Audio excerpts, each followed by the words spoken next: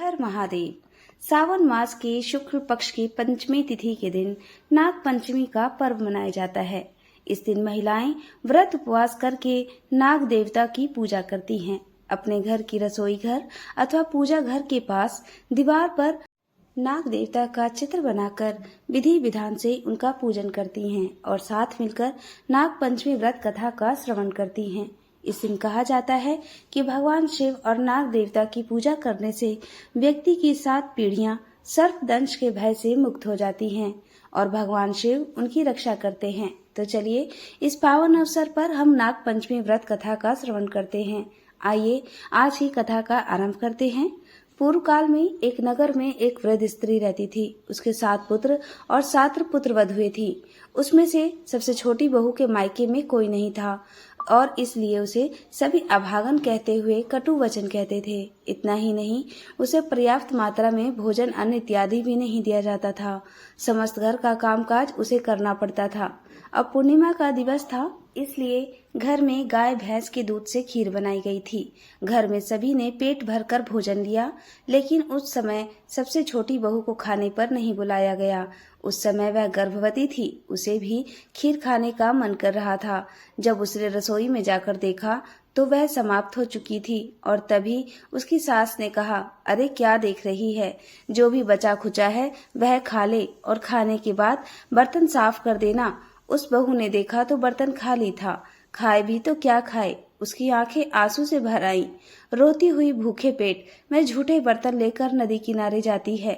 उस बर्तन को साफ करते समय वह देखती है कि खीर के बर्तन में थोड़ी सी खीर पड़ी हुई थी जो आसपास चिपकी हुई थी। यह देखकर उस छोटी बहू ने अत्यंत प्रसन्नता पूर्वक उसे खीर को अपनी साड़ी के पल्लू में बांध लिया और उसे किनारे पर रख दिया। उसने सोचा कि स्नान के बाद इसे शांति से खा लूंगी, लेकिन उसी समय एक नागिन की दृष्टि साड़ी के पल्लू में बंधी हुई उस खीर पर पड़ी। वह भी गर्भवती थी, इसलिए चुपके से आकर उसने वह खीर ले ली। अब छोटी बहू बर्तन साफ करके स्नान करने के बाद वापस आई तो उसने देखा कि साड़ी के पल्लू में बंधी हुई खीर वहां नहीं थी। वह नागिन दूर से यह सब कुछ देख रही थी। उसने सोचा कि अब यह बहू अवश्य ही मुझे अपशब्द कहेगी, लेकिन छोटी बहू ने कुछ भी नहीं कहा। उसने कहा, कोई बात नहीं, मेरे जैसी कोई दुखियारी होगी जिसने यह खीर खाई है। खीर खाकर जैसे मेरे उदर में ठंडक पहुंचती, वैसे ही उसका उदर भी ठंडा हो। इस प्रकार आशीर्वाद देने लगी। यह सुनकर नागिन अत्यंत प्रसन्न हुई और छोटी बहू के पास आकर उसने कहा, बहन, तुम्हारी खीर मैं ही खा चुकी हूँ, मुझे बताओ तुम्हें क्या दुख है। तब छोटी बहू ने विस्तार से सारी चीजें कही। उसने कहा, माता, मेरे मायके में कोई नहीं है, इसलिए सभी मुझे ताने मारते हैं, न भर पेट भोजन दिया जाता है। इस समय मैं गर्भवती हूँ और मेरा सीमंत तो नैन संस्कार करने का समय आ गया है, लेकिन इस रस्म को करने वाला कोई नहीं है। इतना कहते ही उसकी आंखों में आंसू भर आए। यह देखकर उस नागिन को दया आ गई। उसने कहा, पुत्री, दुखी मत हो, आज से हम ही तुम्हारे मायके और परिवार वाले हैं। जब भी तुम्हारी गोद भरने का समय आए तब उस बिल के पास आकर मुझे आमंत्रण पत्रिका दे जाना। यह सुनकर छोटी बहू अत्यंत प्रसन्न हो गई। उसे ऐसा लगा जैसे उसे अपना परिवार मिल गया। इस प्रकार बातचीत करके प्रसन्नता पूर्वक वह अपने घर आ गई। कुछ समय बाद उसकी गोद भराई का समय आ गया। घर में सभी बातें करने लगे कि इसके मायके में तो कोई नहीं है, इसलिए इसकी गोद भराई की कोई आवश्यकता ही नहीं है। यह सुनकर छोटी बहू मन ही मन व्याकुल होने लगी। फिर भी उसने अपनी सासू माँ से कहा कि मेरे मायके में दूर के सगे रहते हैं, इसलिए निमंत्रण पत्रिका तो लिख कर दीजिए। यह सुनकर पास में बैठी एक वृद्ध स्त्री ने कहा, पत्रिका लिखने में क्या जाता है, लिख कर दे दो। यह सुनकर सासू माँ ने निमंत्रण पत्रिका लिख दी और उसे लेकर छोटी बहू उस बिल के पास रखकर आ गई। अब गोद भराई का समय आया। सासू माँ ताने मारने लगी कि शीघ्र करो, पकवान बनाओ, अभी बहू के मायके वाले आएंगे और साथ ही बहुत सारी सौगात भी लेकर आएंगे। जब वह इस प्रकार ताने मार रही थी, उसी समय नागिन, नाग देवता और नाग कुमार आ पहुंचे। साथ में संदूक भर के हीरे, मोती, वस्त्र और सोने के आभूषण थे। यह सब देखकर सभी आश्चर्यचकित रह गए। वास्तव में सबके लिए पकवान बनाए गए, लेकिन नाग देवता ने कहा हमारे लिए दूध ही पर्याप्त है। तब सासू माँ ने बड़े बड़े बर्तनों में दूध चूल्हे पर चढ़ाया, छोटी बहू को सुंदर वस्त्र आभूषणों से सजाया और यह देखकर ससुराल वाले शांत हो गए। अच्छे से उसकी गोद भराई की रस्म पूरी हुई। तब नाग देवता ने कहा अब हमारी पुत्री को विदा कीजिए। संतान आने के बाद 1.25 महीने के बाद हम आपकी बहू को वापस लेकर आएंगे। तब सासू माँ ने छोटी बहू को विदा किया और नाग देवता भी छोटी बहू को लेकर चलने लगे। उन्होंने कहा बहन घबराना मत, हमारे पीछे चली आओ। इस प्रकार चलते चलते एक गुफा में पहुंचकर वहां जाकर देखा तो एक राजमहल दिखाई दिया। छोटी बहू वह देखकर प्रसन्न हो गई। तब नागिन ने कहा बहन यह नाग कुमारों को अपने भाई ही समान समझना, यहाँ आनंद पूर्वक रहो, लेकिन तुम्हें एक काम करना होगा। सुबह दोपहर और संध्या समय में यह घंटी बजाना, जिससे सभी नाग कुमार दूध पीने के लिए एकत्रित हो जाएं।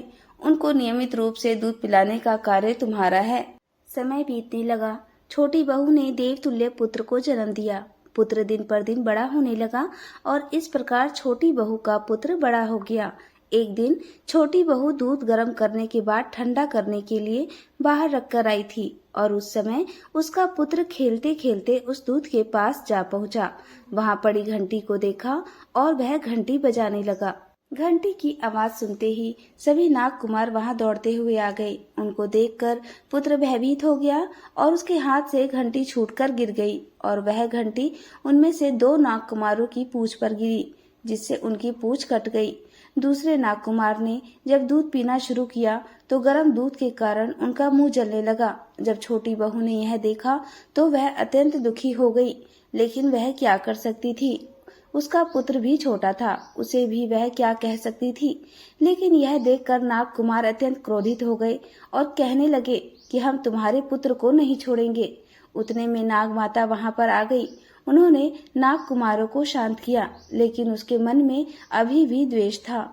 अगले दिन छोटी बहू को ससुराल भेजने का समय आ गया, इसलिए नाग माता ने उसे बहुत सारी भेंट सौगात दी और विदा करते हुए कहा कि पुत्री अगर कोई दुख हो तो यहाँ आ जाना। अब छोटी बहू वापस ससुराल में आ गई।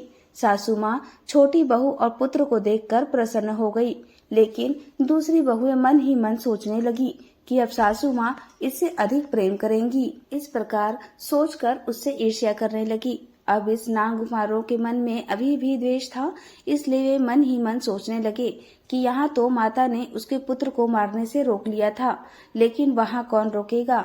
इस प्रकार सोचकर सभी नाग कुमार छोटी बहू के ससुराल में आ गए। वहाँ पड़े एक घंटे के नीचे छुप गए। उस समय छोटी बहू पानी का घड़ा भरकर आ रही थी। तभी उसको ठोकर लगी और नाग कुमारों को याद करते हुए उसने कहा हे प्रभु, मेरे वीर भाइयों की रक्षा करना। यह सुनकर नाग कुमार सोचने लगे कि अभी भी हमारी बहन हमें इतना याद करती है। इसी प्रकार दूसरे दिन भी छोटी बहू पानी भरने गई। तब भी नाग कुमार चुपके से वहां पर आ गए और उस समय भी छोटी बहू को ठेस लगी और फिर से उसने वही कहा। अपनी बहन का ऐसा प्रेम देखकर उसके पुत्र को डसने का विचार उन नाग कुमारों ने छोड़ दिया और फिर वहां से चले गए। अब एक दिन खेलते खेलते छोटी बहू के पुत्र ने बड़ी बहू के दूध की प्याली को गिरा दिया और यह देखकर वह बहुत क्रोधित हुई।